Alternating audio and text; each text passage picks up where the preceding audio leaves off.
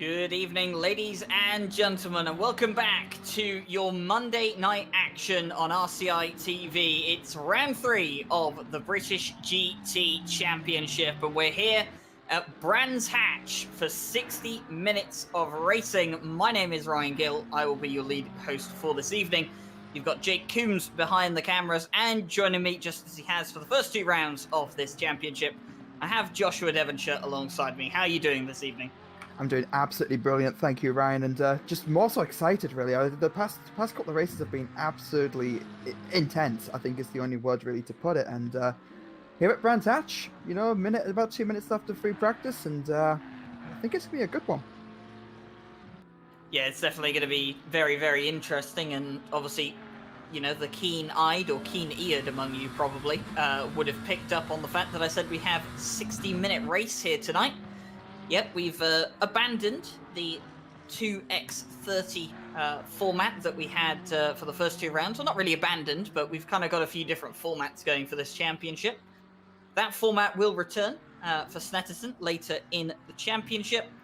But for this race tonight, we have a 60-minute race around Brands Hatch. And, well, for the first time this season as well, 1 mandatory pit stop to be taken throughout the race, and the only requirement is 1 change of tyres. So there's no fix or limitations on refueling. All you've got to do is change your set of tyres, and I think that's going to allow for, for some pretty close racing, because none of these guys are going to be running full fuel over the course of the race if they're allowed to refuel at their pit stop. And, hopefully, we're going to see the same kind of action that we did see within the first 2 rounds of the championship, across the first 4 races, but in a 60-minute format instead. Yeah, it's obviously a slightly different format to what we have seen, but it's in keeping with the British GT Championship, as you said. It's going to be, I think, an interesting change of pace, considering the kind of racing that we have seen, as we see Mike Noble going into Paddock Hill. Very, very quick in the GT4. Obviously, he had a really strong first race at Donington last week. Not so strong second, but I'm pretty certain he'll be looking to make up for what was lost. So, trying to bounce back strong, I'd imagine. Yeah, Mike Noble unfortunately encountered hardware failure in the second race at Donington Park, and well, that kind of settled his fate in a way, unfortunately. Blistering time out in the first race at Donington Park. Of course, wasn't racing in round 1, was signed out for the first round, as I've just seen a McLaren. I've just seen him. Sorry, I'm sorry for interrupting. I believe that was Boothby on his roof back there. Can we see that one again? George Boothby going for the alternative strategy through turn 1. I'm not entirely sure how well that's worked out pace-wise. We'll see a replay here. Courtesy of Jake Coombs. Is this just end of practice memeing about, or is this a genuine mistake now? This is just memeing about at the end of practice. Oh, there it goes. You see, what I think he was trying to achieve there is if you turn the wing upside down, it'll generate lift, and if you fly over the course, that is quicker. I mean, given his juice. Given his juice for sure. Unfortunately, not successful this time round. Maybe we'll see another attempt in qualifying. Speaking of qualifying, here we go. Practice comes to an end, and it's time for the GT4s to take to the circuit. 20-minute qualifying session, of course, on display here tonight. First 9 minutes reserved for the GT4s, then there's the 2-minute overlap period in which the GT4s can finish up their lap times, and then the final 9 minutes reserved for the GT3 cars. Charlie Crossland, one of the first cars out on track. Killian Ryominen hot on his heels as well, and Brands Hatch, well, it's obviously a staple on the British GT calendar in the real world, and obviously on the GT World Challenge Europe calendar as well. And after so many races on, some of the new British GT circuits, it feels nice to be, back in familiar territory. Absolutely. Obviously, this is one of the tracks I think as you say, we are more familiar with the other tracks being added to the game only recently. So kind of on grounds where I suppose people have got experience with the newer tracks as well, but not maybe so much as what we have here. I think Brands Hatch is just a really iconic track in itself, but ironically not one of my personal favourites, Ryan, I must admit. No, I think this track definitely has a bit of a Marmite reputation to it. You love it or you hate it. I'm not the biggest fan of this circuit either. I know that George Smith isn't the biggest fan of this circuit. I know Mike Jones is a very big fan of this circuit, but either way, it's on the calendar. Love it or hate it. And here comes Charlie Crossland then around the final corner. And he will start the first flying lap for the GT4 qualifying session. Down towards Paddock Hill Bend he goes, or actually rising towards Paddock Hill Bend, as then goes further down, clips the inside cone. That's gone into the grass as he makes his way up Pilgrim's Rides and into Druids. Very, very short lap around this circuit, one of the shortest on the calendar, in fact. Now heading down towards Graham Hill Bend. Tight left-hander. A lot of these bollards being knocked out of the way nice and early on in the qualifying session. Charlie Crossland doing a few people some favours at this point in time. Into Surtees we go. Corner that tightens back in on itself. Don't run too wide on the exit. Charlie Crossland pretty much avoiding the curb entirely as he comes on to the back straight. Pilgrim's Drop, and then he'll make his way towards Hawthorne Bend, and this is where the track really does start to get difficult. Fast sequence of right-hand corners you're going to be dealing with here. First of all, you've got the Westfield Bend, then it will be Dingle Dell, and then through Sheens, as you've got to maintain as much speed as possible through these sequences of corners. Then you get the fast left-hander, Sterling's, nice and late on the brakes there for the Aston Martin. Use as much of the exit curve as you can, and then make your way towards the final corner, Clark Curve. Nice and banked, late on the brakes, turning nice and early, get on the throttle really early, tighten up the car, throw it towards the inside, up towards the timing line. Charlie Crossland will go, and it's going to be a 131.4 for the Aston Martin on the first time round. James Parker will come close to that lap time, but it seems like Charlie Crossland has got the best banker lap in so far. Yeah, I think there's still some cars still to finish, but a provisional pole for now, it's actually looking in a very strong position. 6 minutes left of the GT4 qualies to go, roughly, and that's going to take some beating. I think if anyone can do it, it's going to be James Parker. He's shown great pace through the season so far, and it's going to be really close.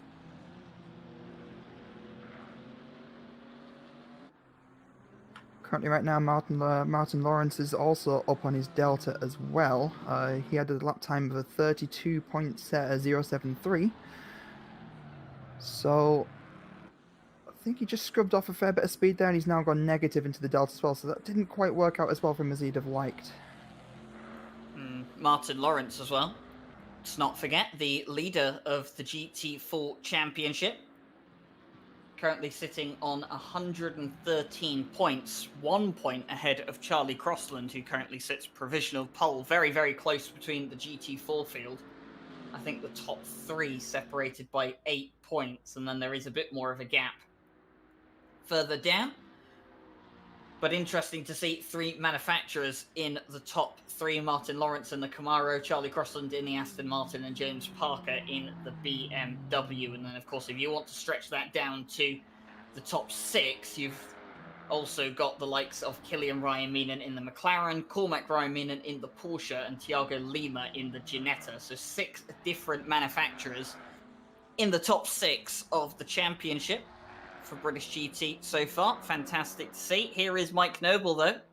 Absolutely dominated the qualifying session last week at Donington Park. So far, not quite able to do so, but he is up on his lap time by almost 0.2 of a second. He'll make his way up towards the timing line now. Looks like he is going to improve on his time. Where will that send him? On to the front row of the grid provisionally, but still 0.2 off the likes of Charlie Crossland on provisional pole. That's going to make things especially difficult, considering that Charlie Crossland is currently 0.3 up on himself as well. So he's looking to extend that lead a little bit. So Mike Noble's going to have his work cut out for him if he wants to try and catch up. Mike Noble's also about 1/10 up on his Delta, so anything can happen. And James Parker's coming to the mix, being 0.2 up currently as well. So there's a lot going on. There's still 4 minutes left of the session for the GT4 cars at least. So this is still anyone's qualifying. Yeah, and of course, I was just mentioning Cormac Ryan Meenan. He's not here tonight, unfortunately, having to sign out. course, Killian is here for this evening. Charlie Crossland, by the way, will improve on his lap time. It's going to be a 1:31.230, sends him 0.3 clear at the top of the GT4 field. James Parker improving on his lap time as well. Mikhail Sundstrom also improving on his lap time in the lone AMG in the GT4 field. Charlie Crossland will come out again to try and see if he can set another lap. Mike Noble, in the meantime, pushing just a bit too hard. And, well, that looks like it could potentially be the end of his qualifying session. He might have enough time to send it back out, and he will send it back out. So Mike Noble's going to have to get around the track quickly. Only 2 minutes left of the GT4 session, but he does have some time on his side to get back out there, start another lap, and maybe mount another challenge for provisional pole. Yeah, he's a man with everything to gain and nothing really to lose. When he crashed, I was actually again, I've been looking at the deltas, and he was about 3.5 tenths up, which would have just about been enough to put him on pole. So, knowing what he'd lost, I was to see Sundstrom invalidating a lap, which, you know, there is going to be time, I think, to set another lap with some luck. Should be good news for him. Lawrence dropping a little bit behind from what we have seen in other races in the series. So maybe the Camara's just struggling here as it was in Donington as well. But again, session's it's not far from over, but it's not over yet. It's not over till the Chevy runs in the grass, I guess. Martin Lawrence up on his lap time by 0.3 of a second at this point in time. I can imagine that the Camaro isn't the best at handling around Brands Hatch, although I wouldn't have thought it was probably the best at handling around the likes of Alton Park, but it seems to do pretty well around there. Meanwhile, Martin Lawrence, he is going to make his way through the final corner. Ooh, very, very wide there. Coming through the final corner. Is that going to cost him at all? Cost him a slight bit of time. He is going to come across the line, though. Will improve up to 7th to put himself on the 4th row of the GT4 grid. And almost all of the GT4 cars within 1 second at this point in time. It's only Matt Samuel and Andre Felix outside of that 1 second barrier at this point in time. Both of those are up on their lap times as well. Meanwhile, Charlie Crossland, he's coming around to do another lap as well. The GT4 session officially ends. So all of these guys now on their final laps for the session. And the GT3s will be preparing to throw themselves out on the circuit. And we continue to watch along as Mike Noble coming along now. Is this going to be... Well, this is going to be his last chance to throw it up on pole position, if he's going to keep up that run of 100% pole position rate for races he's shown up for. It's more than possible. They're only a 10th up, but, you know, still plenty of the lap to go to try and make up that time as we see Charlie Crossland. He's about to cross the line. And he's going to improve a little bit. Maybe not. No, he's just dropped into the red on the delta. I think he's going to about match his time with a 1:31.272. So less than a 10th of a second off of his best lap. So if anything, it's marks for consistency. So Charlie Crossland does not improve. That'll be the end of his qualifying session. Meanwhile, here comes Mike Noble. Out onto the grass. That's not invalidated his lap, though, I don't think. He may have still managed to keep that lap valid. You don't really gain any time by going out there. You will lose some time. So Mike Noble comes up towards the timing line. I don't think this will be enough for provisional pole. No, it won't. It will be an improvement by a 10th of a second, but not enough to throw the Alpine on to the front spot on the grid. Meanwhile, the rest of the GT4s come to finish their laps.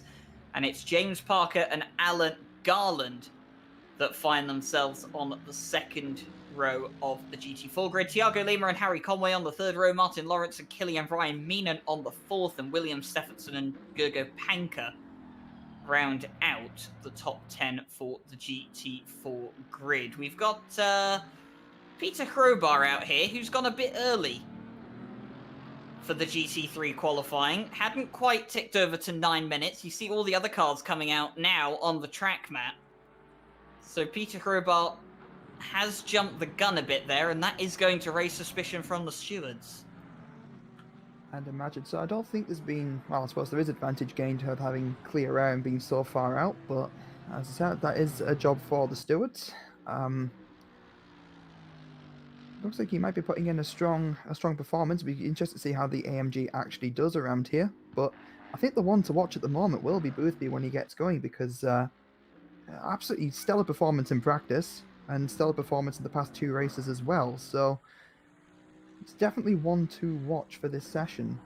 As we see Crowbar making his way down clearways now, or down into clearways, I should say. Ready to start, 1 turn away from his flying lap. So we'll soon find out exactly what he can pull out the bag for a banker lap. Doesn't get the cleanest exit as he comes on to the main straight to start his lap, but start the lap he will. Through Paddock Hill Bend he goes, get a lovely onboard shot here on the front splitter as he goes down through and up Pilgrim's Rise now to Druids. Tight on the inside, the Merc getting turned around very, very nicely. Now down towards Graham Hill Bend. Not looking too clean here, a bit wide on the exit there than he probably would have liked. Not clipping the apex either as he goes along the Cooper Straight and then in towards Surtees, Peter Crowbar. How much of the exit will he use here? A lot of the exit, clipping the grass as well. Not really ideal if you do want to use that exit curb. You don't want to use too much of it. And Peter Crowbar getting enough of the grass through Pilgrim's Drop and up towards Hawthorne Bend he goes. And then time for the sequence of fast right-hand corners. You've got Westfield Bend, and then of course followed by the dip at Dingle Dell, and then we'll rise towards Sheens. And he has to prepare for the fast left-hander. Nice and late on the brakes here. Turn in. Don't go too wide on the exit here. Looks pretty good so far. And then down towards the final corner at Clark Curve. Will he be as wide as he was last time? No, gets the car turned in really nicely this time around. Make his way up towards the timing line. He's going to clip the grass a bit, actually. Going to go a bit too far on the inside. It's a 125.0 from Peter Crowbar, and none of the other GT3s having come around yet. But judging by what I know from pace at Brands Hatch, a 125.0 is not going to be enough to be anywhere near pole. No, it wasn't the cleanest lap though, so it was kind of to be expected. As we see Stenassis set a 124 flat, which will be provisional pole until we see more of the cars coming around. As we see Hervenen starting, I think Hervenen's starting his lap as of current. Boardman going in second, half a second behind Stenassis. Lukashek going with a 23.9, which will put him into provisional pole. Boothby, the one I said maybe to watch, with a really strong performance in practice with a 123.5. So the times keep coming in. The times do keep coming in, and George Boothby throws himself up onto provisional pole position. The 666 McLaren that obviously took a victory in one of the races out at Donington Park last week.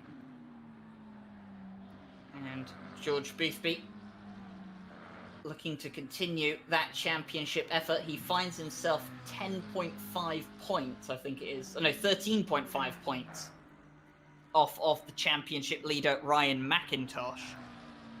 And actually, as I look down the order here, I don't think McIntosh is with us here today.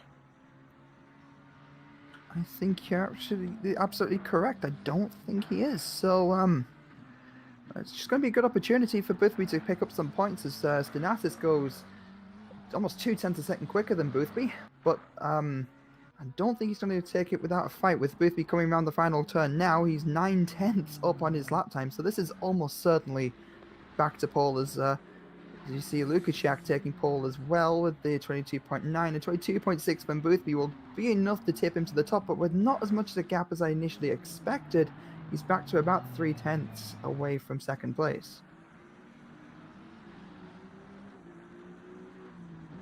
I am also getting clarification from the stewards that they are looking into the incident with, the early departure from the pit lane from Peter Crowbar, and judging by what they're seeing at this point in time, it matches.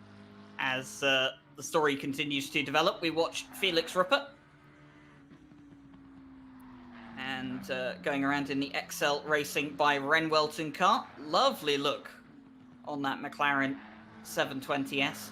Love some of those colours. Kind of reminds me of the Golf cars that we've seen over the years as well.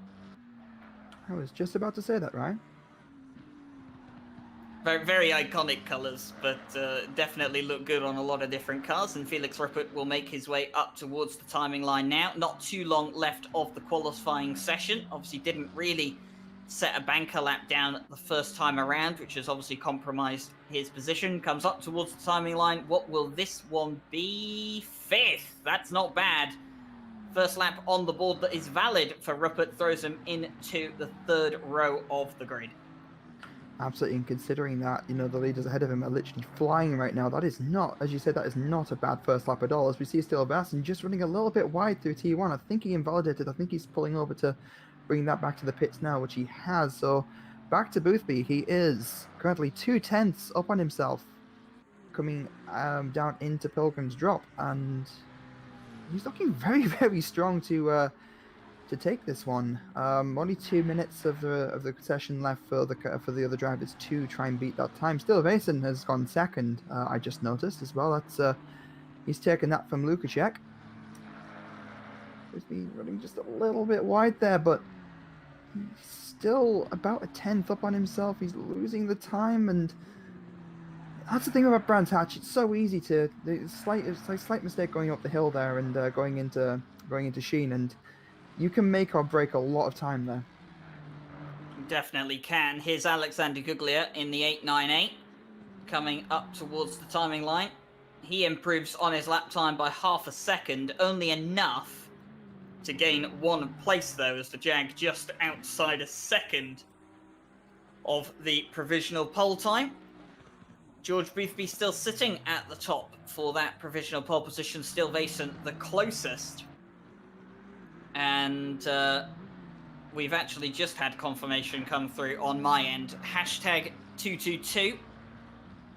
The Mercedes of Peter Hobart disqualified for leaving the pit lane too early and violating the multi-class qualifying rules. So that car, wherever it would have qualified, is now going to start at the back of the grid behind the GT4s. And for Peter Hobart, it's a self-inflicted penalty, unfortunately. He's got no one to blame but himself.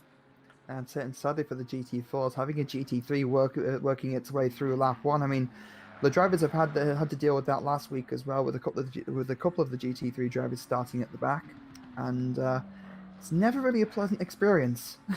But at least they only have to deal with it once this time with the race format. It's not a double race, as we said in the intro. This is a 60-minute race through and through.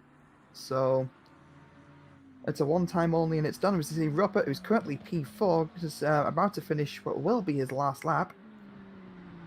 And he's currently, I don't think he's going to improve looking at the Delta, but we shall see. And yeah, he's just gone with a 23.6, so not too far off of his best, but it's not going to be enough. But still, considering he set his times a bit late in the session, P4, that's not a bad result at all. It's not, and obviously has enough time as well to continue around and try and set another lap time. And of course, qualifying officially coming to an end. Watching Svenček at the moment in the lone Bentley on the grid, the 107. See how that car does around here. Svenček currently sitting 8th place on the grid at the moment. Meanwhile, George Boothby and Steele Vason both back in the pit lane. Boothby did improve on his lap time to increase the gap between himself and Steele Vason for qualifying. Lukaszek and Ruppert, realistically the only 2 drivers out there that could take provisional pole away from George Boothby, but it's a big ask to find half a second at this stage in qualifying, and I don't think it's going to be done by the likes of Lukaszek or the likes of Felix Ruppert. In fact, Ruppert is down on his time. Lukaszek makes his way up towards the timing line, crosses, not enough to throw the Aston Martin onto the front row of the grid, misses out by just under half a tenth. Ruppert crosses the line, not going to improve on his lap time either. And Svenček invalidates their lap, and that will bring the end of qualifying. George Boothby on pole with Steele Vason alongside them on the front row for the 60-minute race at Brands Hatch here tonight. Lukacek and Rupert on the second row, Boardman, Stanazis on the third row, Hervinen and Schwencek on the fourth row, Kovacs and Guglia on the fifth row, and Toth will be, well, kind of on his own on the sixth row of the grid because Peter Hrobar is relegated to the back of the field. Meanwhile, in GT4, look at this. All of them within 1 second in the end. Fantastic to see. Charlie Crossland on pole with Mike Noble alongside him. James Parker and Alan Garland on the second row. Tiago Lima with Harry Conway alongside them. Martin Lawrence and Killian Ryan Meenan with William Stephenson and Gerger Panker rounding out the top 10. Mikael Sundström, Jarkko Torvinen, Matt Samuel, and Andre Felix complete a very competitive and much closer than expected GT4 field. I'm so excited to see these guys actually race with how close qualifying was. You said it's within a second. So, I mean, that's 14 cars basically running around about the same pace. So anything can happen, especially with Hrobar making his way through the field as well. It's going to make a bit of a switch, a bit of a shake-up very early on. So who knows what we can expect? If anything, qualifying's told us that you can't really predict what's going to happen in the next session. Speaking of predictions, though, Ryan, what be? I have to say, Josh, you're more eager than Jesse when it comes to predictions. Where cars haven't even lined up on the grid, and we're already. I mean, I admire it. I really do. I admire the eagerness. So, predictions then. Well, let's look at the GT3s first. As we can see, the qualifying, the grid order starting to pop up.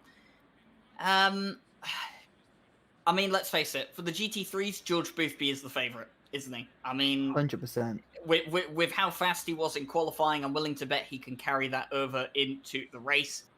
He's going to be the favourite. If Steele Vason can get that car in front by turn 1, I think we've got a good race on our hands. George Boothby's going to have to rethink the strategy a bit, see if he can get past, maybe play a pit stop game with the likes of Steele Vason. So I think if Steele Vason can get ahead, it'll be interesting. If George Boothby leads through the first few corners, I think he will probably just pull away from the rest of the field, judging by how competitive that McLaren looked. Down in GT4, Charlie Crossland looked very, very good today, but we know how good Mike Noble is in race trim. And, I think it's going to be a similar situation. If Charlie Crossland leads through the first couple of corners, might run away with it. If Mike Noble can sneak the nose up inside, be ahead, after turns 2 and 3, I think you've got a good race on the hands. Absolutely. I mean, I think your theory on Boothby especially is correct with not having McIntosh here as well, because if we remember correctly, the past couple of races we've had, McIntosh has been pushing for the top two steps on the podium, so that might give Boothby a bit of breathing room. But I don't want to rule out Steele Vason at all because the Aston's very, very good in race trim as well. That's something to not forget. And it's a tightly packed field and that mandatory pit stop. So we can make predictions all day long, but they don't really count for anything until we get going. No, for sure. And like I said, the new element for tonight is going to be the fact that we do have a mandatory pit stop to do. 60 minutes of racing for this evening. Just the same, well, we had 60 minutes of racing for the previous 2 rounds, but of course this time we've got it in one comprehensive package. And it's going to be exciting to see how all of these guys treat it. Different format. Of course, next week we'll be going back to Donington Park, and we'll have a 90-minute race around Donington Park. And you know what I told them, Josh? I told them today when I released the server password, I let them in. What did you tell them? I whispered into their ear real close. I went, if it doesn't rain today, you're getting rain next week. I will make sure of it. And it's sunny skies out here at Brands Hatch today. That could still change. But we might see some rain out at Donington Park next week if the rain doesn't come. That sounds very foreshadowing, Ryan. I'm not saying I'll copy paste the Kyle Army 24-hour settings, but there's probably going to be rain. So we'll look forward to Donington next week. That'll be a 90-minute race around Donington Park, and then of course we'll go to Snetterton for 2 30-minute sprint races. The sprint format returns, and then of course Silverstone, the home of British motorsport racing, will play host to the grand finale 90-minute sprint race around Silverstone. And it'll feel nice to round out the championship at a circuit that, I mean, basically everyone knows at this point. If you haven't heard of Silverstone, you probably haven't heard of many more circuits around the world, because there aren't too many that are much more famous than Silverstone. Absolutely. I mean, let's face it, if you're start watching this stream right now, it's safe to say you're probably a fan of racing or have played a racing game at some point. I would hope so. And if not, that's completely fine as well. Welcome. Welcome to what it's about, and it's a lot of fun. It is a lot of fun. It is, and whilst we have the opportunity here tonight, if you are new around here, we'll get the plugs out of the way before the race begins. We're only about 25 seconds away from the formation lap beginning. But if you are new around here and you're enjoying the coverage so far, make sure to leave a like on the stream. Subscribe as well if you think we're doing a really good job. It helps a lot with the YouTube analytics and the algorithm. It loves to feed on those numbers. And, if you want to get involved as well, check out our Discord. You can find the link in the description below. And you can come and join us racing here. We have racing on Monday, Wednesday, Thursday, Friday, and Saturday at this point in time. We're only not racing on Tuesdays and Sundays, but of course that will change soon as well. So we have racing almost every day of the week. And of course, we're open to drivers of all skill levels as well, whether you're the next esports prodigy or you're, quite literally new to sim racing and, ACC is the very first thing you've picked up.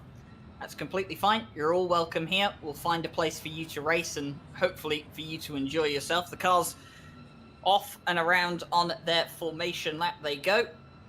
And of course, a big thank you tonight has to be said to our sponsors and partners, Race Department, AK Informatica, Raceface Speed Labs, and Sim Racing GP. Of course, Race Department, technical partner for RCI. That relationship could be changing soon in the future as well to a bit more of a comprehensive partnership, but that's as much as I'll say on that front.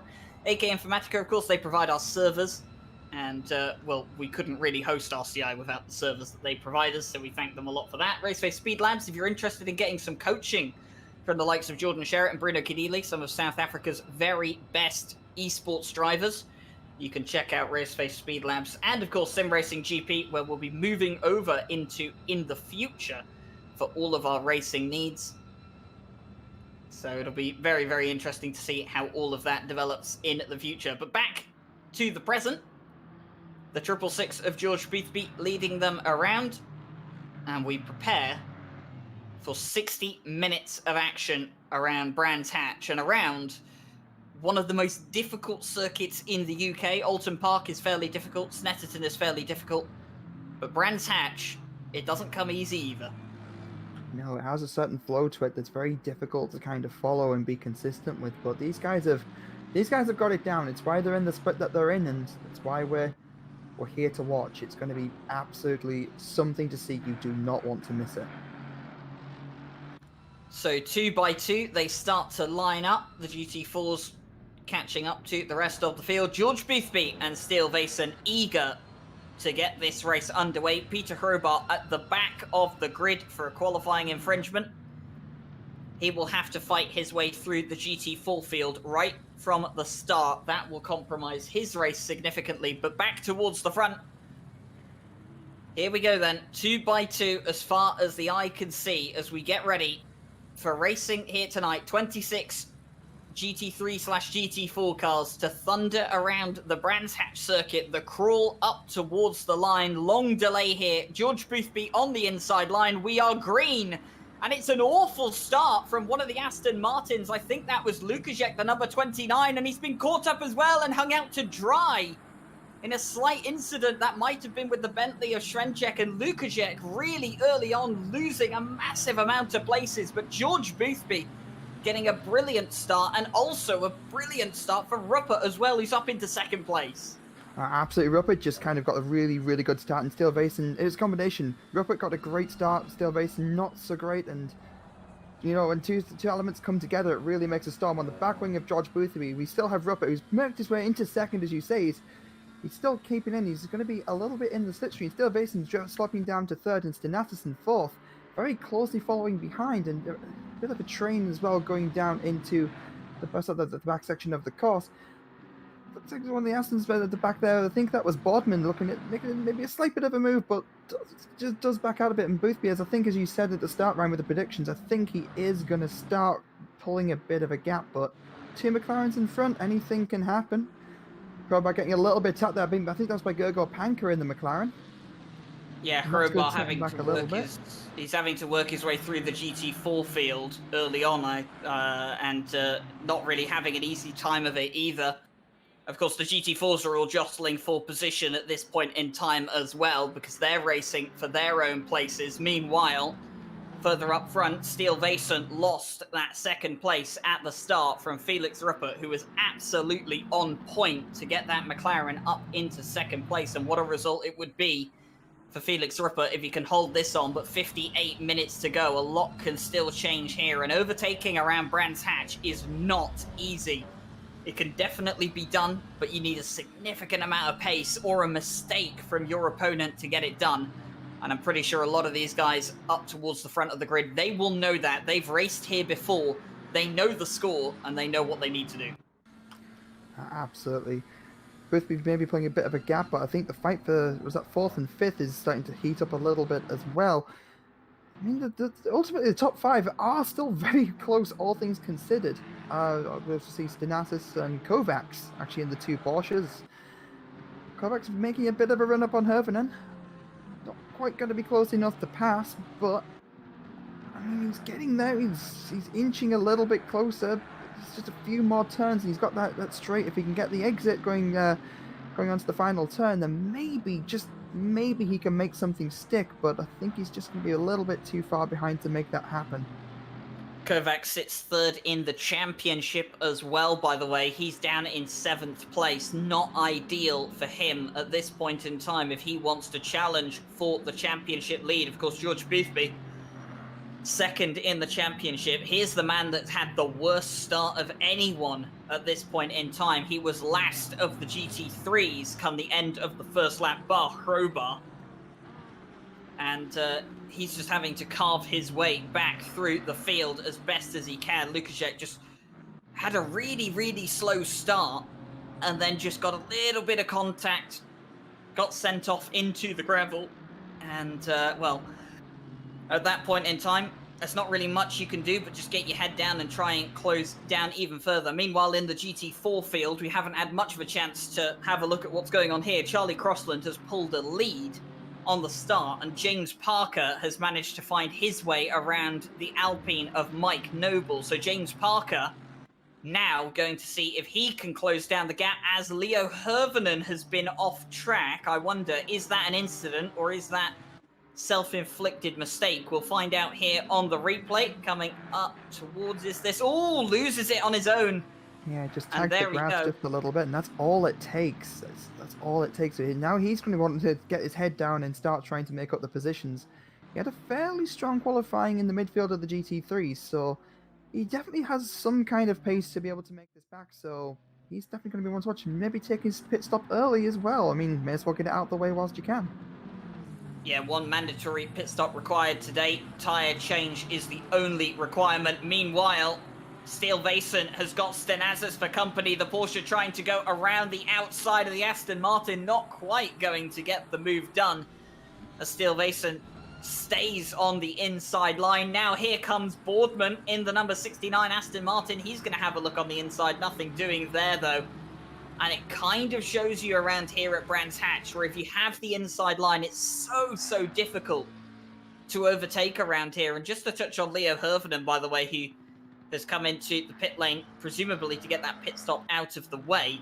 He's he was really lucky that the gravel trap did a fantastic job of stopping his car before it got to the barrier, so there shouldn't really be any damage on that car. Now, that could really play into his advantage, actually, as the race goes on, because it's only an hour. The cars are capable of running for that hour, and that's going to put him at least in some kind of advantage. I think he's took a really smart move, pitting early, as we're seeing Mike Noble still chasing down Parker, but under pressure from Garland as well. I mean, can't rule out Garland at all. He had a really strong qualifying himself, and he might be a bit of the dark horse coming into this one. Was doing very well in the practice session before the race, and so was Harry Conway, who finds himself a bit further back than he would like as well. Meanwhile, Ryan Meenan, the only of the Ryan Meenans here today. Cormac obviously signed out. He's away for the MotoGP pre-season testing. Photographer for MotoGP, I believe, if I've got that correctly.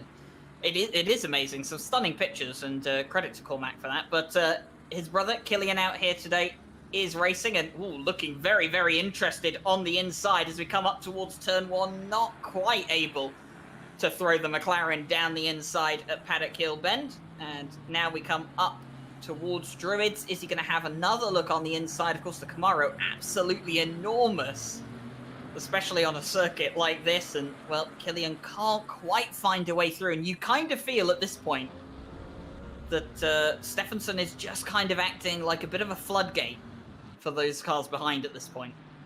Yeah, looking at the track map and looking at what's actually going on, there is a bit of a train, to say the least, as we're on the back wing, looking at said train on the back of Stevenson's car.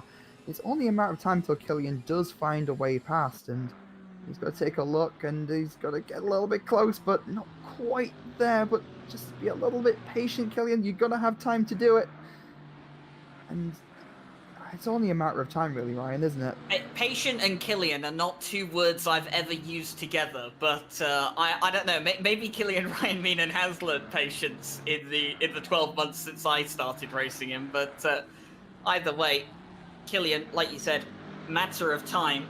He's going to want to get his way past. Gogo Panka hot on his heels as well, and well, Killian, another lap goes by, another place not made, and the thing is, he can see that Ginetta of Thiago Lima disappearing up into the distance with Harry Conway just in front, and he's not going to want to let that happen too much. He knows that there's obviously 52 minutes of this race remaining, but the longer he stays stuck behind the Camaro, the worse his race result will be towards the end. And Killian's making a move on the inside of Druids, actually, as we're speaking. He has gotten past Stevenson, and just a really, really clean overtake as well.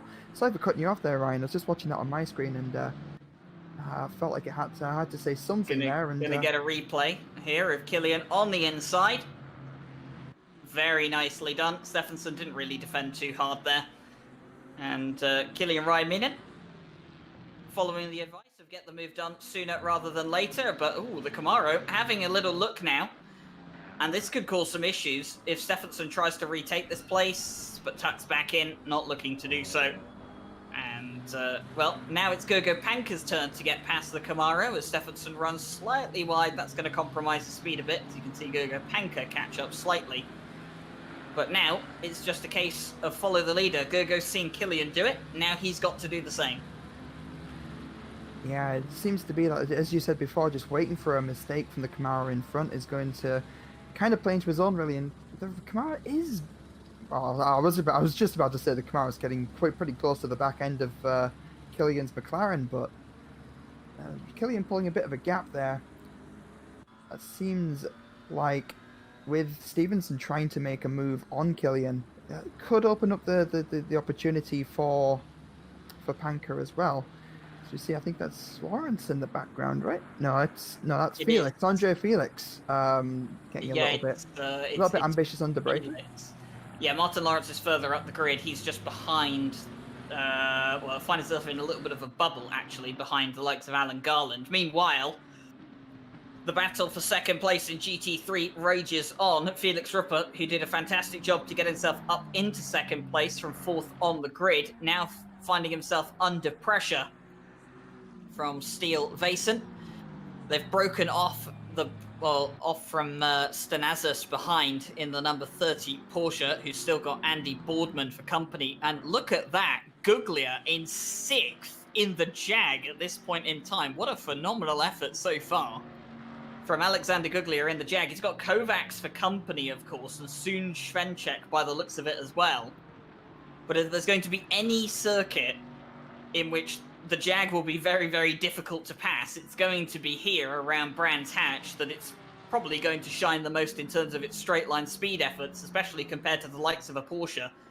But Alexander Guglia, in the nearly on pace / why did I pick this car, has got to keep it on the tarmac if he wants to keep these places. Meanwhile, Andy Boardman has received a 15-second time penalty from the stewards, and Matt Samuel has received a 5-second penalty as well. We'll give you clarification on why those penalties were issued when the stewards pass us the updated sheet. Obviously, for Boardman, that's exactly not what you want. Obviously, he's very, very close to Stenazas. He's not too far off the pace of Stenazas, and fighting, well, could potentially be for a podium once the pit strategy plays itself out. But again, you just head down, make a gap, do as best you can. As we see Charlie Crossland, he's under pressure from James Parker, going down into Pilgrim's Drop, and I think it's only a matter of time. I think Parker is going to have the pace. He's going to pull. He's going to take a little bit of look on the inside, swim back to the outside, tucking in, just preparing for just another opportunity, which at this rate, one is going to present itself very soon indeed. Well, this is not really what we kind of expected. We thought that Charlie Crossland might be able to just pull away with it if he got away cleanly. Get away cleanly he did. But James Parker in that BMW, he's not so keen on letting the Aston Martin have its way. And of course, James Parker sits 3rd in the championship. And he'll want to get past the likes of Charlie Crossland. Full points on offer here tonight. We've had half points going for each of the races so far in this championship, whereas for the 60-minute and 90-minute races, full points are on offer. So a race win here tonight is 65 points for your championship effort. And that's a whole 7 points more than what second place would earn. So if James Parker can find himself in front of Charlie Crossland by the end of this race, they'll be level on points going into the next round of the championship. And I can much rather think to myself that James Parker would like to be level on points with Charlie Crossland rather than behind him. Meanwhile, a bit further down the grid, we've got the likes of George Boothby starting to carve his way through the GT4 field. The GT3s have caught up. And Gergo Panker, who has also got himself past the likes of William Stephenson, now just defending. That was Felix really close on the back of, I think that was Mikhail Sundstrom in the Mercedes as well. And you can just see Matt Samuel a bit further behind there with his 5-second penalty. Jarkko Torvinen quite a bit off pace at the moment in the GT4 field. He's 1.7 seconds off the back as Toth is into the pit lane. And I can imagine that this is to serve his mandatory pit stop. Yeah, again, just getting out the way early is probably a really good strat if you find yourself kind of behind or in a bit of a bubble. Guglia holding off Kovacs and Svenchek is still in 6th place, making that McLaren work, but given the current situation with Boardman, that would put Guglia into P5 in the Jaguar, as we see a car off, I believe that's one of the Aston Martins, It's Boardman. That's the number 69, so Andy Boardman off track. What happens here? Oh, is this a 2-into-1? Does it go? Oh, Stenazas almost loses the car. Oh, and contact. Oh, and that's unfortunate for Boardman. That is just a little bit eager to try and go in too wide. Does well to wait, though.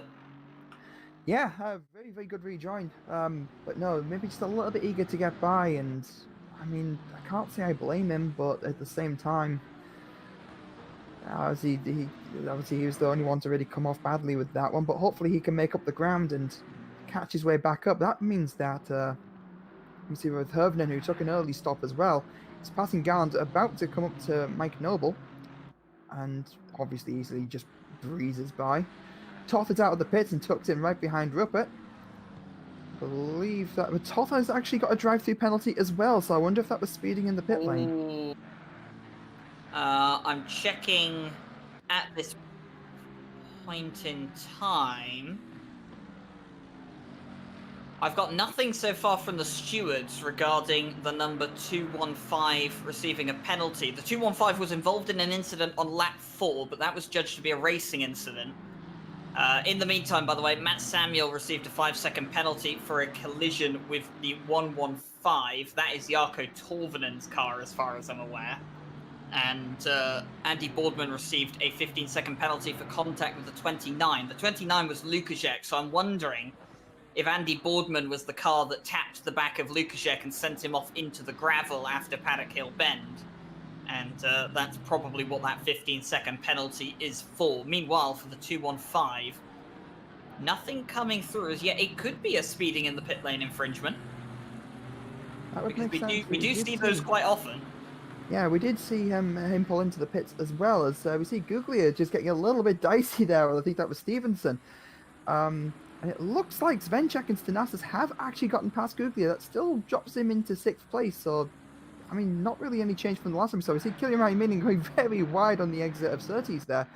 James Parker finally, you know, a little bit closer to Crossland. He took a bit of a look on the inside, but not really anywhere to make that stick. And that brings still Vason. I think that is pushing up to kind of overtake and get this lap over and done with. He's got to dive on the inside, but Crossland splits the gap just a little bit, just threading the needle a little bit, and that's just made the gap just all that work Parker has just done to kind of put himself within sniffing distance of that lead.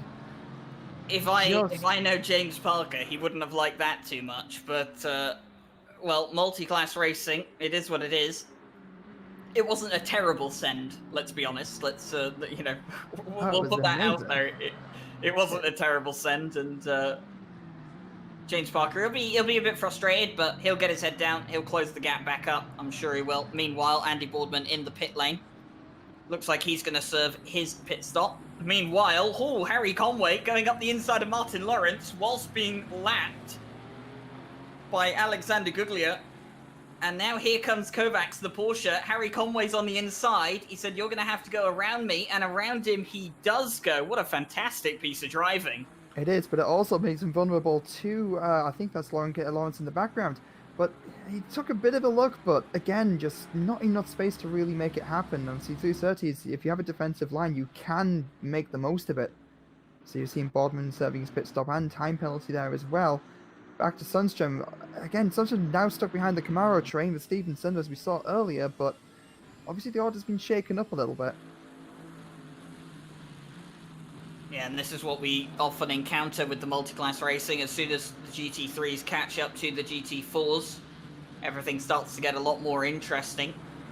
And the GT4 field, quite spread out at the moment. You can see there's little pockets of GT4 cars all bunched up together. There's the pocket at the front, there's two little pockets in the middle, then there's the pocket at the back. And at this point in time, whichever, should we say, socially distanced group that you are segregated to is probably where you're going to be for the majority of this race. And it's not what a lot of these guys want to hear, but it's the reality of the situation as Peter Hrobar makes his way through on Stephenson's Camaro. And Stephenson having lost a significant amount of time to the likes of Gogo Panker and Killian Raiminen. Meanwhile, Martin Lawrence. Ooh, the Ginetta of Thiago Lima. I'm not sure if there was a touch there. That looked very, very close. If it wasn't, I'd be very, very surprised. Oh, Martin Lawrence off on the grass. That's going to compromise him. But the Ginetta just doesn't have the grunt on the straights. Meanwhile, here comes the Porsche, but Guglia, he's going to use the traffic to his advantage. Is he? No. Kovacs is just going to follow him through. Parker going a little bit wide there as well, but not losing too much time. Guglia managing to hold on to that position, defending from Kovacs, and it's very, very close. I want to say it's only a matter of time, but I don't know. I spoke too soon, and we're going side by side. And we've seen that move go wrong for Boardman before, but these guys do make it stick. And there was a little bit of a contact touch there. You might have seen coming into the braking zone. I think Alexander Guglia just slightly tapped Kovacs. Not enough to warrant any sort of investigation from the stewards, I don't believe, but definitely a slight bit of contact there. But of course, all just hard racing. And Alexander Guglia doing very well to keep that position after that mistake. Meanwhile, here's the little pack of GT4s at the back of the grid. Torvinen has caught up to the likes of Matt Samuel, and Samuel's around! And that looked like contact. We'll have to see a replay to know for sure. But was this the Ginetta just running into the back? Did Matt Samuel go to dive for the pit lane? Did Jarkko Torvinen just not see him? Just misjudged the braking, I think, a little bit there, and I think that will warrant some kind of investigation. It's hard to say from where we're at now. I think Samuel was slowing down to come into the pit lane, and Jarkko Torvinen just did not account for the fact that the Porsche was going to hit the brakes that early. And kind of just ran into the back of him. Of course, like you said, that definitely will provoke an investigation from the stewards. As the battle rages on between the Jag and the Porsche for 6th place. Ooh, Kovacs! Oh, so close. And that's just giving Guglia a little bit of breathing room, but I don't know how long that's going to last. See, Alan Garland actually catching up to Mike Noble. And I said early towards the start of the race, Ryan, I said Garland might be a bit of a dark horse here, and now he is fighting for the fighting for the bottom step of the podium. Very close to Noble indeed. Crowbar was off track, by the way. Just for a moment, he was almost stationary on the track, I think. He has managed to get the car going. The number 5 car is off on the side of the track. That's Kovacs! Oh, that's Kovacs! And there's damage on Crowbar's car as well, so there's been incidents at different points of the circuits. 2 cars completely unrelated to each other. Oh! That's in the barrier. Now, I don't think that will be contact related, because I think Guglia was too far up the road, and we didn't quite catch all of that incident, but Kovacs definitely into the barrier, and that's really unfortunate for his race. Yeah, he had a very close battle. That was actually really fun to watch. It's actually quite sad to see, actually, as you see Crowbar in the pits, taking that mandatory stop. Seems to be like if you have a bit of a mistake or a bit of a setback, taking that stop is not the worst option to kind of go with. And I was watching Thiago Lima now, and he's on the back of of Lawrence. Obviously, the Ginetta's going to be. I mean, these 2 cars couldn't be any more different, really, could they, Ryan? We got the. No, they couldn't. I mean, you've got this tiny little Ginetta, little Ford engine in it. Powers it along. It caps out, I think, about 240 kph on the straights. Then you've got the enormous V8 Camaro. I think about twice the mass of the Ginetta. Maybe more. But it's great to see them both on track at the same time. It's also great to see them so close together as well for pace. Absolutely. I'd imagine Sector 1 favours the Ginetta fairly strongly with Paddock and Druids, and then in the final half of the track, obviously, that favours the Camaro. As we're seeing Svenchak looking on the back of Stenassis, you see Svenchak being in the only Bentley as well, just to note, and he just makes a little bit of a gap, and he's managing to maintain it. Again, this is going to be so close. You're seeing these like little pockets, and a little bit of a wiggle from Svenchak there. I think that just cost him a little bit of time, but it's nothing I don't think he can't make up. Kovacs completes his pit stop, maybe a bit earlier than he would have liked to serve it due to the damage he sustained. But we'll get that pit stop done either way. And he'll continue on with his race. Meanwhile, up at the front, George Boothby, we haven't really seen much of him ever since the start of the race. Everything going exactly according to plan for him. He's just having a nice Monday cruise around Brands Hatch at this point in time. Hasn't got too much to worry about. 6.7 second gap out in front. And, well, judging by the way things are going at the moment, he is going to lead the championship after this race, assuming he can keep it on the track. We've seen George Boothby make a couple of mistakes on his own sometimes. Donington Park Race 2 would be a great example of that. So, has to keep his focus and make sure that he doesn't dip a wheel off onto the grass, crash the car, potentially end his race. Meanwhile, Steele Vason did get past Rupert a while ago, and he's just pulled out the gap now. running around in second place. But speaking of Rupert, still doing a fantastic job in third and has an 8.2 second gap to Stenazas, so sitting very comfortable in third place at this point in time. And what a fantastic result for Rupert that would be. Oh, absolutely, especially considering, you know, getting that lap in and qualifying late and where it was still very, very strong, getting that very strong start. He's done an amazing job getting to where he is as Parker has closed the gap a bit more, but we've got Crowbar coming back in, and I imagine Parker at this point in time is thinking, what is with these GT3s? Every time he gets close to Crossland, there's something that splits the pack, and it looks like Crowbar is going to do exactly that, going into roughly the same part of the track as we saw before, and again the gap just grows. All that hard work has just been lost, and only half the race left to go. I imagine from Parker's perspective that's got to be frustrating. You've got to feel for him, Ryan. It'll be frustrating for sure, as well. Crowbar finds himself frustrated now because Matt Samuel's trying to let Charlie Crossland through, and Crowbar has to ease off and be careful. Very sensible there from the Mercedes, and well, like you said, James Parker, he kind of getting you feel like all that hard work keeps going to waste, but there's still pit stops to come for these guys. None of the GT4s having served their pit stops yet, so there's always the chance that James Parker could beat Charlie Crossland in the pit stops, and that's going to be something he'll be considering as well. Not at the halfway mark of this race yet. I did say none of the GT4s have served a pit stop. That was a lie. Matt Samuel has served his pit stop, and now here comes Jarkko Torvinen and William Stephenson to prove me wrong even further. And some of the guys at the back of the grid choosing to go in for their pit stops a bit earlier, see if they can find themselves some clean air, and that's it's one of the things you will be considering around here as a GT4 car and as a GT3. Can you pit? Can you find clear air? Because if you can, it's worth considering. Oh, absolutely, especially with the multi-class events, as we're seeing the likes of Parker being absolutely bullied by the GT3s. I don't think there's any other word for it. Yeah, having the clear air in front of you and just being able to get your head down and just put in lap times and just kind of hot lap it and hope that you can maybe squeeze out an undercut. That's not a terrible option. As we're seeing Stenazas catching up to the back of Svenchek again, I think that means that Svenchek has gotten around Stenazas at some point, but we saw Stenazas have a bit of an incident, didn't we? So that's not surprising.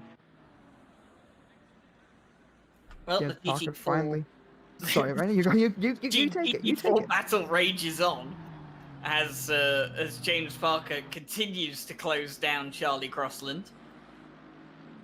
I kind of get the feeling at this point in time is if James Parker can get past Charlie Crossland, he's going to feel like he's just parted the Red Sea in a way. It's going to feel like a massive accomplishment at this point. Every time he gets close, something comes in his way. Looking back on the rear wing, doesn't seem to be any GT3 cars near him. In fact, the next GT3 car is George Boothby, I believe, but he's much, much further back, coming through turn 3 at this point in time. Yeah, it is George Boothby. So, James Parker, he's got time at this point, but now he has to use it. He's close on the back of Charlie Crossland.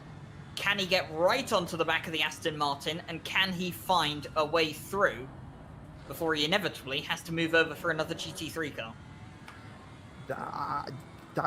If that happens, that is going to be heartbreaking yet slightly amusing, I think. But no, he's put so much work in this entire race. He's done so well. I think he's actually in contention, for me at least, of a kind of a driver of the day sort of deal if we were to do something like that. And every corner he's just inching that little bit closer. He's weighing up his options, and Crossland, that's going to put pressure on Crossland because, as we said at the start, this is a very hard track to stay consistent with, and Parker's making just a little bit. He's closed in a lot into T1 there. I thought he was about to go for a move, but going back to how hard the track is, putting the pressure on Crossland, he's going to have to stay consistent here, and that's not going to be easy. And Mike Noble's only 3 seconds back as well, so I mean, this is far from decided. It is far from decided. Steele Vason's come into the pit lane, by the way, in the 926, and so has Felix Ruppert. You can see Ruppert just coming to a stop there. There's Harry Conway in the pit lane as well, as Martin Lawrence also behind. So they serving their pit stops. getting them out of the way before the halfway mark. Interesting to see the split of strategies here. Some guys going to pit early, some of them at the midpoint of the race, and some of them maybe they're going to look to pit a bit later. Obviously, the ideal strategy, I would assume. I mean, Joshua. I mean, we're probably not the best, the best strategists or drivers in the RCI community or the sim racing community in general. But I mean, my idea would be, you know, split it half and half. 30 minutes on one set of tires, 30 minutes on another set of tires. But then again, if your tires feel good, you've got clean air, you might as well stay out just so you have some fresher tires towards the end that are less likely to punish you. And James Parker, Oh no! massive mistake on pit entry, and that's going to have damaged his car. He's going to have to repair that as he comes in. Was this so this is this just too... Ooh, is that too late on the brakes, or did he lose the car? I'm wondering if that was an accidental pit entry, as you were saying. That was maybe just losing it a little bit, because he seemed to dive in a little bit late, but... Oh, that's heartbreaking. So James Parker did a phenomenal job to keep up with the likes of Charlie Crossland. Race leader in the pit lane, by the way, as well as a few others come in. Stanazas, Panka, Svenchek. Which means Alexander Guglia will lead the race for one lap.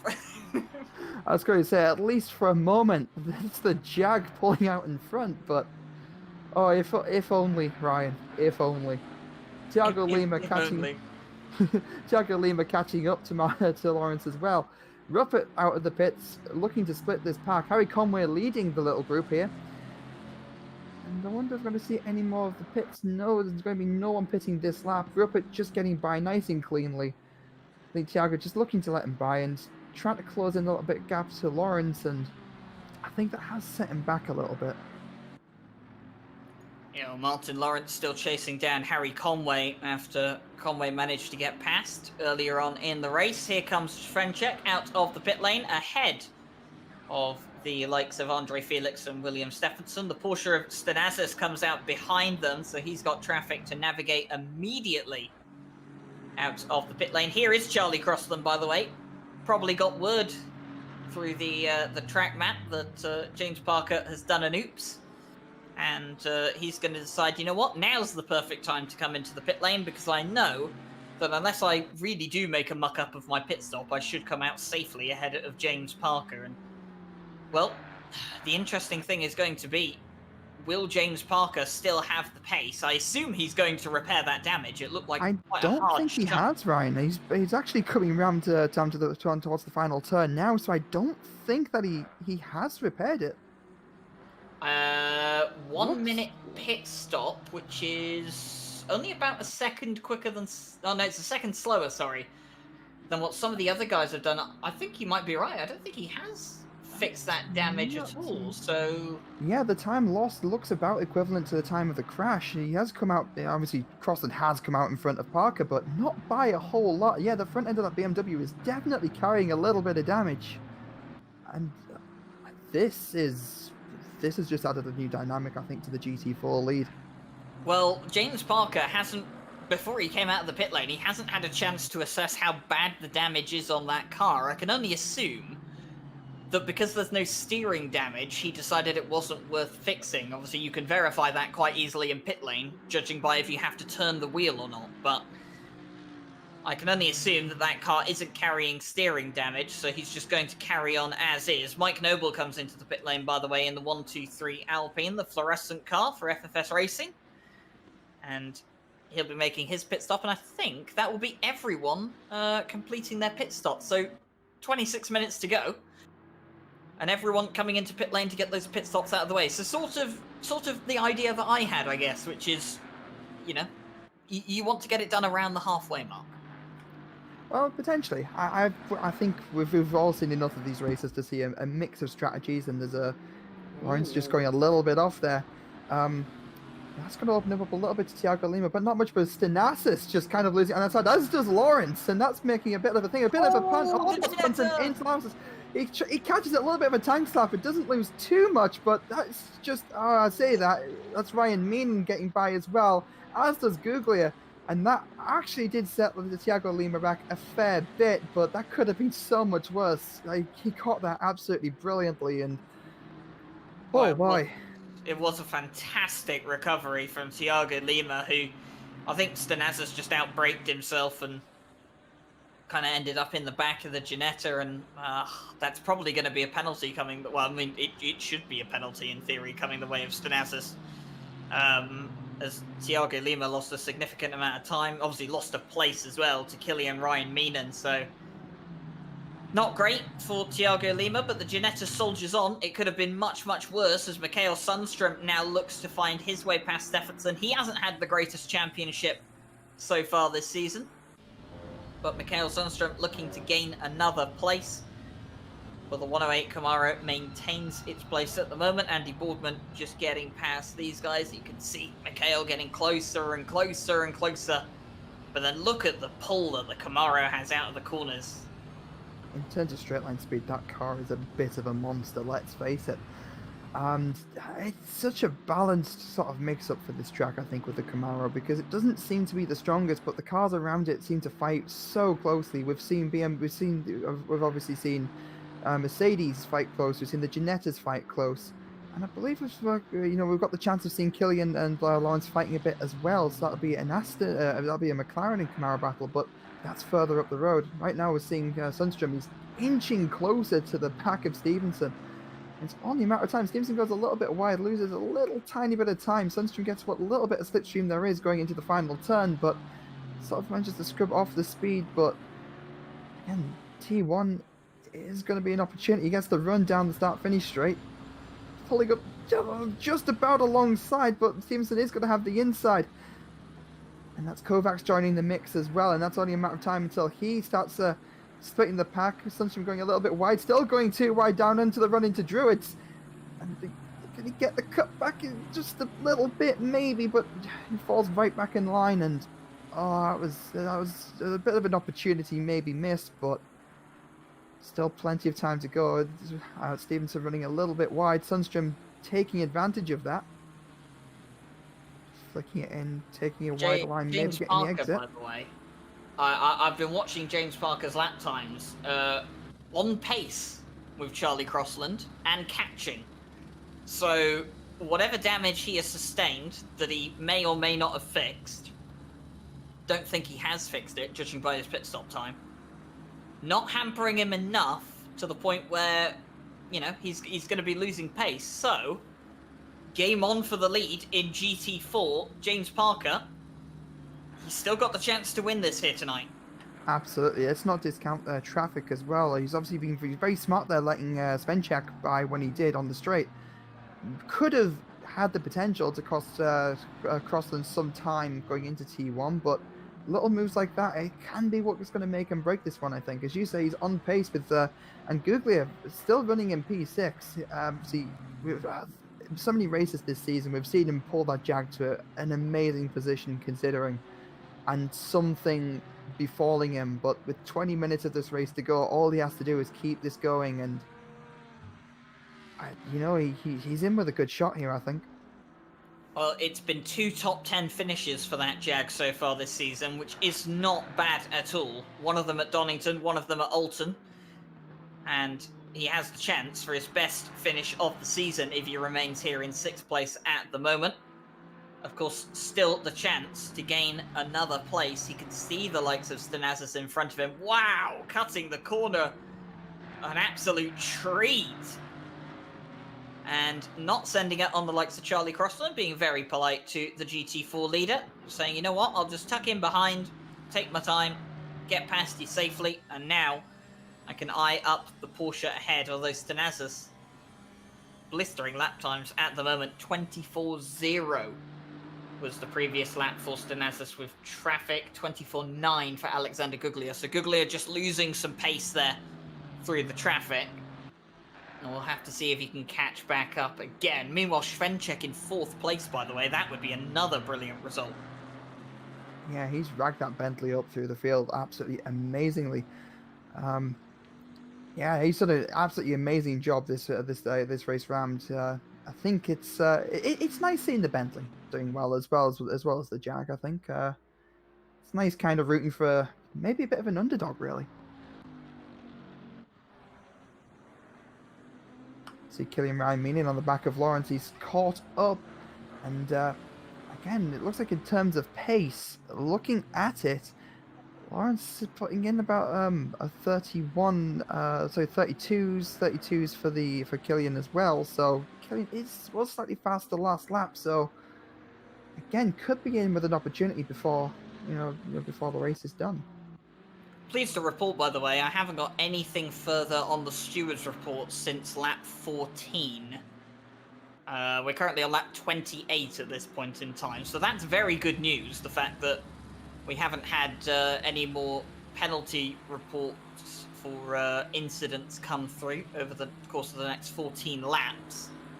And looking down in the stewards box, they are looking at a couple of things, but I don't think it's going to be anything too significant coming out, so everything's starting to calm down a bit in terms of incidents and stewarding, and I'm pretty sure they'll be plenty happy about that. But on track, not calming down at all as Mikael Sundström continues to try and find a way past the Camaro of Stephenson, but he's got to be careful because Jarkko Torvinen and the cute little Ginetta behind, he's just kind of looming there, being like, you know what, if you make a mistake, I'm ready to pounce. And speaking of being ready to pounce, here comes the McLaren of Killian Ryan Meenan.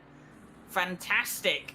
Through turn 1, he's going to be squeezed onto the inside by the Camaro, but he's going to hold it. Is he going to be able to have the pace? He's going to be forced onto the outside, coming through Graham Hill. Is he going to try and hold it on the outside? He'll give it his best go, and Killian not quite able to get past Martin Lawrence, but made a damn good effort of it as well. Going to look to have a switchback here, but Martin says, no, you won't. And now Thiago Lima on the back of Killian Ryan and saying, oh, I'm here too. Don't forget about me. Absolutely. It looks like Torvinen has actually gotten past Sundström as well in that excitement. This GT4 field is really, really well packed. Thiago Lima is taking a bit of a look as well. And it's really difficult. There's so much to kind of, you can hardly know where to look, let's face it, in races like this. And Killian just getting that little bit closer. But as I say, you can't rule out the Ginetta. And can these three cars? I've said this multiple times this race around, but could these three cars be any different? You see, we've discussed the differences between the Camaro and the Ginetta, but throwing in basically a supercar into this as well, knowing that they're all on pace. I dread to call the McLaren a budget supercar, but it's probably one of the cheapest McLarens you can buy, a 570S. So it's one of the more budget McLaren options for sure. But no, yeah, absolutely fantastic, and it is great to see such a variety in the GT4 field for this championship. I mean, we're so used to seeing Aston Martins and Porsche Caymans, you know, kind of dominate GT4 fields because of how good their BOP is, well, how favorable their BOP is, should I say, across multiple circuits. But fantastic to see so many different cars out here. Of course, the BMW, the Camaro, a couple of Ginettas, McLarens, and I mean, we only have 2 Porsches on the grid, and is it 3 Aston Martins, I believe? We've got Crossland, Garland, and Conway. So, I mean, you know, the Porsches and the Aston Martin definitely, you know, make up a significant portion of the grid, but plenty of other manufacturers on offer here. And, well, of course, it's a Camaro and a BMW that sits 1 and 2 in the championship for GT4 right now. Absolutely, it's very, very competitive. As we were seeing, Boothby going back to the action at the very least. Boothby splitting that little pack that we've been following. Gets ready a little bit wide. Little chance of losing it there almost, but he keeps it together and gets by Killian, and that's going to split the pack even more as we see Stevenson almost lose it.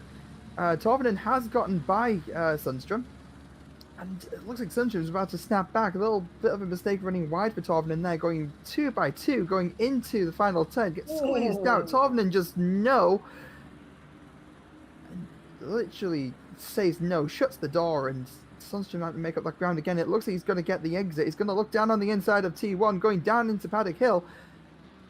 Later on the brakes, it looks like he's just about to get the move stuck. He's going to just about do it, and he has gotten by, and I think that's Peter Horber in the background as well. So he's about to join the mix yet again. to split the GT4 field up, and you got to feel for Stevenson at this point.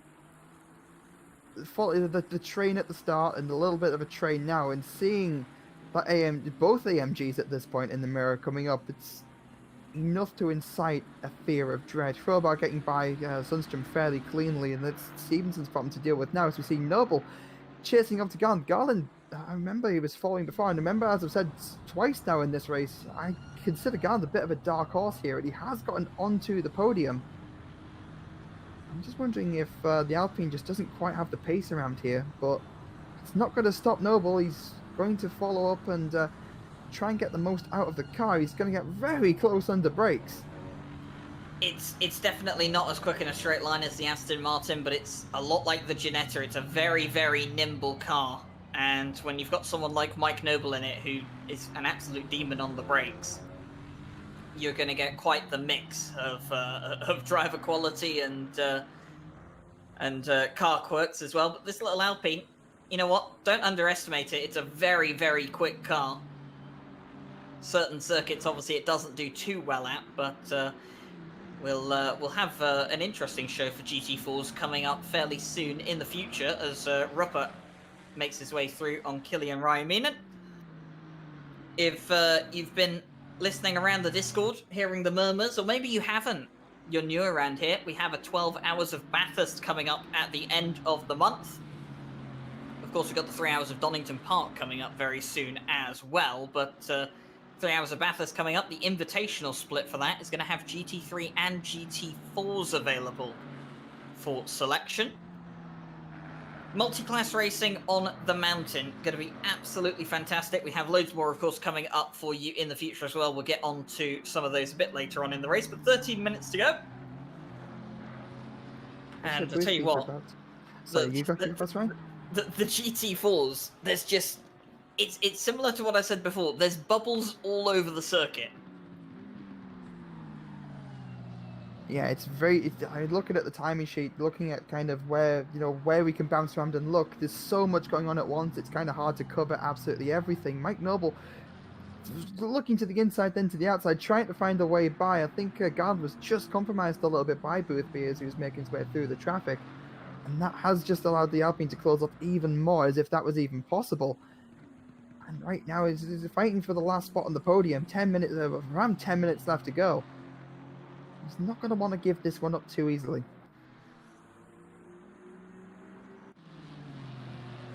Oh, Sundstrom is still on the back of Stevenson. We've got Guglia trying to make his way past the GT4s as well, and he can see Stenassis, I think, is in the distance as well, and that gives Guglia a bit of a chance to maybe make up a bit of a spot as well. Yes, Stenassis is currently ahead of him in P5, Guglia in P6. So he's got to spot an opportunity here. Stevenson goes wide. Sundstrom tries to take advantage. Leaves it open to Torvinen with the scrap that's going on. Torvinen later on the brakes able to be with the lighter Ginetta and using the car's advantage to kind of pull it in 3 in a line, and I think the Ginetta might even be able to get a bit of a run going into this.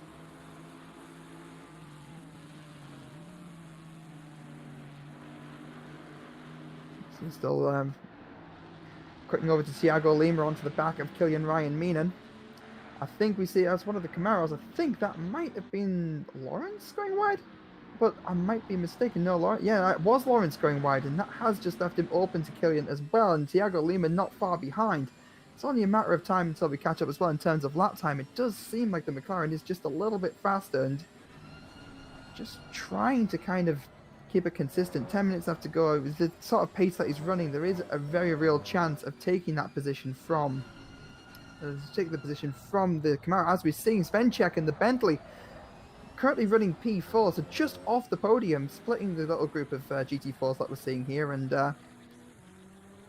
it's not going to be ideal. No, not ideal for them. But here comes Mikael Sundstrom, still trying, looking for a cutback, and not able to deliver. Jarkko Torvinen just looming again. And the little Ginetta biding his time. Out in front, by the way, the battle still rages on. Meanwhile, here comes Mike Noble. Is he going to have a look on the inside? Ooh, not quite. And Alan Garland will survive again. Meanwhile, this is what I was saying about out in front. Charlie Crossland still leads, but James Parker not quite able to get right on the back of the Aston Martin. I am starting to wonder, even if that damage hasn't hurt the car to the point where it's affecting his pace significantly, has it affected his pace enough to the point where Charlie Crossland is safe, barring a mistake? Well, from what I've been watching, it looks like he's had the unfortunate look of GT3 still splitting up as it's about to happen again, which, again, you got to feel so much for Parker at this point. It seems like, you know, from what I've been seeing, he has been catching up. It looks like Noble's got a run on Garland. Let's take a look on the outside. But don't think it's going to quite be enough, but he's still going to be tagging right on the back. Maybe a tiny bit of a bump there. It's not so much. It's just a face full of Aston as we cut to the front splitter cam. Just on the run down to Pilgrim's Drop and or down Pilgrim's Drop even. Noble taking a look on the inside. He goes for it, but Garland is going to shut the door. Still so close between these guys. These guys are following each other for lap after lap after lap and just not really giving anyone a moment to stop and breathe. And this is what makes some of these guys some of the best drivers in ACC. Just the ability to go at it lap after lap after lap, minimal mistakes between the two of them. Oh, Killian on the inside just taps Martin Lawrence's back end, eases off. Doesn't want to take that position. Oh, taps him again though. Oh, Killian getting impatient. Thiago Lima's going to say, thank you very much, I'll take that place. And Killian just a bit too quick. And just getting onto the back of Martin Lawrence twice and having to ease off slightly. Here's the first one. And you can see Thiago Lima catching up again. Then here comes the second one. That one was a bit bigger, and well, I have to say Martin Lawrence definitely felt that one. Thiago Lima just goes through. And Killian, no doubt frustrated, but good sports there to not try and take that place after making contact. He knew better of it and thought, you know what, that's not how I want to take this place. No, absolutely. And there's another battle we've been closely following as well. It's been leapfrogging. It's Torvinen, Sundstrom, and Stevenson. Stevenson running a little bit wide up ahead, but Sundstrom and Torvinen going side by side into Druids. Sundstrom's going to have the inside, and can he pull that AMG a little bit wide? Flushes Torvinen a little bit wide. He leaves the space, but I think Torvinen just doesn't seem to want to take it. And Torvinen stays ahead, but Mikhail had a little bit of a snap there in his steering. He did, but still side by side going into Surtees, and can he use the straight line speed to just get a little bit of an edge? How good of an exit did he get? It looks like he is pulling side by side. Look at the pace of this thing. It's unfortunately where the Ginetta does struggle. Its top end is not great, but Sundstrom goes deep, goes wide, and Jarkko Torvinen is there to say thank you very much, I'll retain that place. And now Torvinen goes slightly wide. Here comes the Mercedes on the inside line. Is Sundstrom finally going to retake this place from Jarkko Torvinen? Torvinen goes wide, and there we go, the Mercedes through. But it's not over yet, Ryan. It looks like Torvinen was going to take a bit of a look on the inside there. Thought a little bit better of it. There just wasn't enough room to go 2 and 1, but I don't think he lost too much time there. And it's a contact between Garland and Noble, which is for P3 in the GT4 Cup, and just going through Druids, it looked like Noble had a bit of a run and just slight tap on exit, and oof. That's mostly self-inflicted damage on Mike Noble there, but you can see here, very, very respectful, waits for the Aston Martin to get going and says, look, that was my bad. I apologise, I didn't mean to do that. I'm not going to take the place off you. And Alan Garland gets going. What that does mean, though, Harry Conway throws himself onto the podium in GT4. He capitalised on taking both of those places, and he's got a bit of a gap now between those two. So barring a mistake, that looks like Harry Conway on the podium. It does, as we're back on board with Crossland. Park is still within within snapping distance almost, but 5 minutes left to go, and it looks like Crossland's pushed a little bit wide by the Bentley, and I don't know how much That means he can Here comes capitalise. another GT3 though, and James Parker's gonna be cursing in his mirrors again as he sees Peter Hrobar get on the back of his BMW. He's gonna be saying, right, you can go through. Please don't hold me up. Please do hold up the Aston Martin in front. That's it. Just maybe get elbows out a little bit, maybe push him a little bit wide, just something to try and close that gap. And I must admit, for Parker at this point, at first it was entertaining, then it was amusing, and at this point, it's kind of disappointing. You can feel the anger, I think, coming from that BMW from here in the comms box. But oh, accident! Martin Lawrence got half spun by Kovacs trying to lap him, and that's allowed Thiago Lima to go through. The Ginetta moves up a place. We'll have to see if we can get a replay.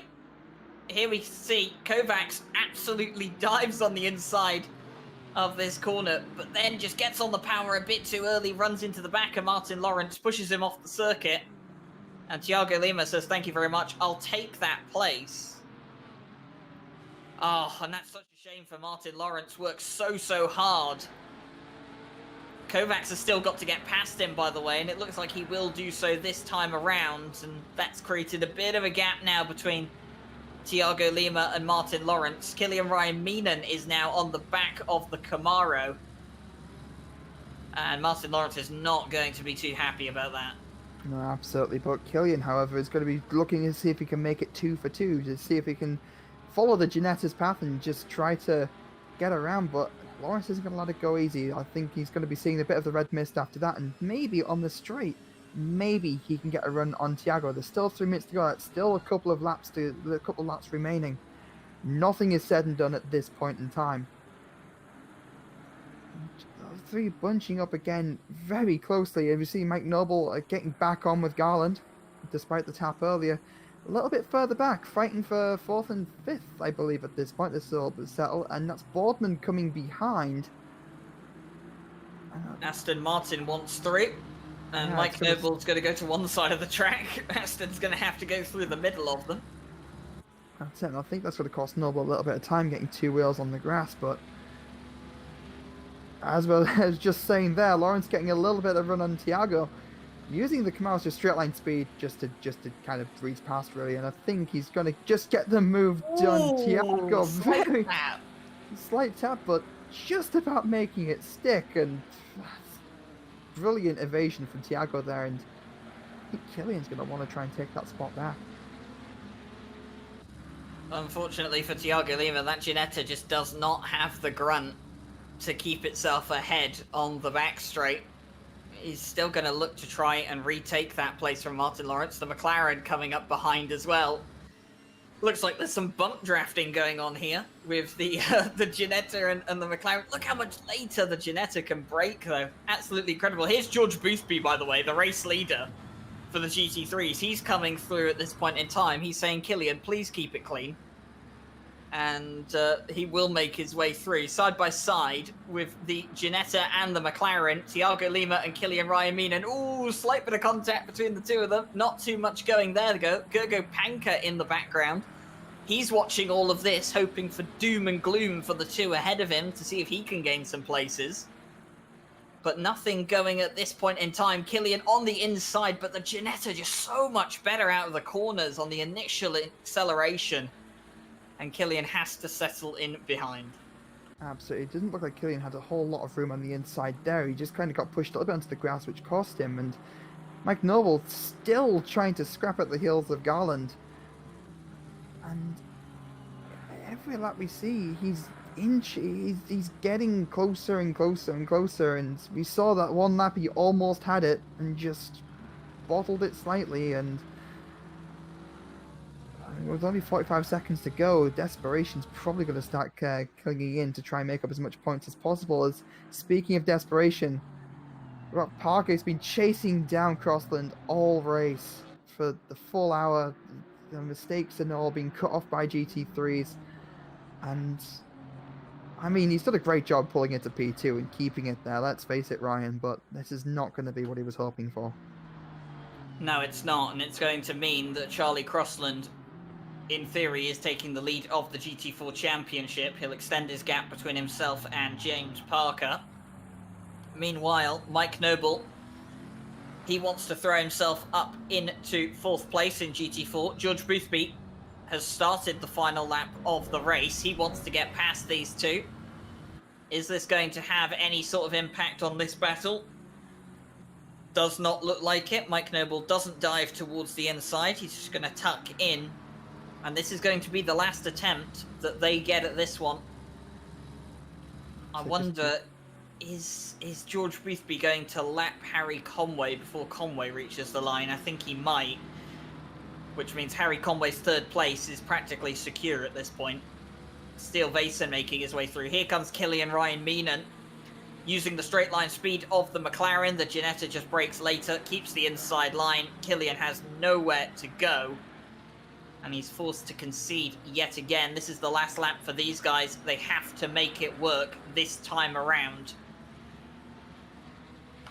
Mike Noble getting a 5-second penalty, presumably for that tap with Garland as well, and don't think that's going to be enough to really change the outcome of anything here. Lawrence is still 11 seconds behind, 11 into 5. It's not really going to impact anything, but something of note.